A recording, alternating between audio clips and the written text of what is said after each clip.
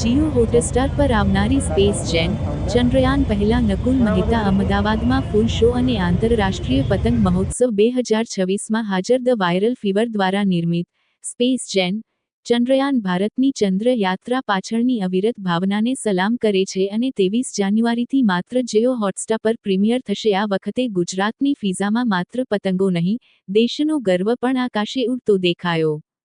ઉત્તરાયણ દરમિયાન યોજાયેલા આંતરરાષ્ટ્રીય પતંગ મહોત્સવમાં અભિનેતા નકુલ મહેતા ખાસ ઉપસ્થિત રહ્યા। તેમણે પતંગ ઉડાવ્યા, ચાહકો સાથે મુલાકાત કરી અને જીઓ હોટસ્ટાર પર આવનારી પોતાની નવી સિરીઝ સ્પેસ જેન ચંદ્રયાન વિશે વાત કરી। આ મુલાકાત ભારતના વૈજ્ઞાનિકોના અડગ મનોબળને સમર્પિત હતી, જેઓએ ચંદ્રયાન 2ની નિષ્ફળતા પછી હિંમત ન હારી અને તેને ચંદ્રયાન 3ની ઐતિહાસિક સફળતામાં ફેરવી।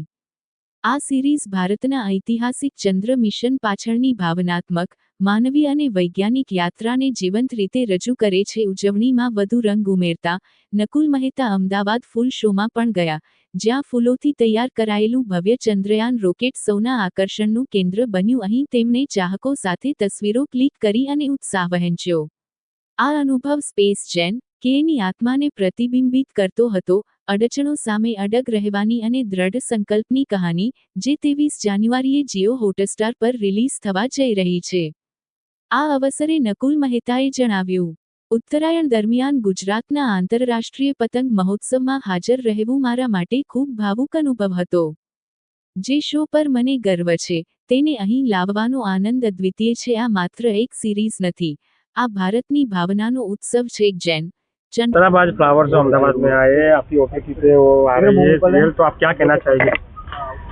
पहले तो मैं गुजरात आया हूँ। मेरी शुरुआत यहाँ से हुई थी। मैं 2 साल बड़ौदा में रह चुका हूँ। अहमदाबाद में भी कुछ महीने गुजारे हैं मैंने। मेरे दादा यहाँ से थे, तो मैंने हर समर वेकेशन मैंने अहमदाबाद और बड़ौदा के बीच में गुजारा है। So it feels really good कि आज जब कई सालों बाद एक्टर बनने के बाद और कुछ शोज करने के बाद मैं एक ऐसे शो को लेकर आ रहा हूँ जो सिर्फ ना सिर्फ मैं, आई फील पूरा देश काफ़ी प्राउड होगा।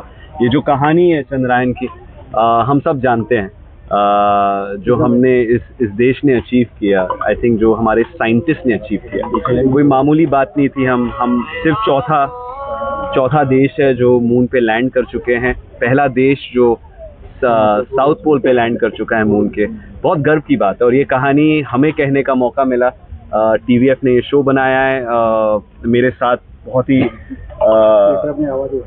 पावरफुल आर्टिस्ट किरदार हैं और आई थिंक खूबसूरत बात ये है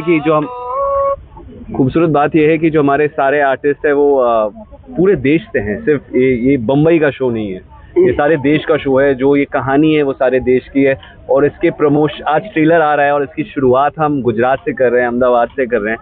इससे ज़्यादा खुशी मुझे हो नहीं सकती।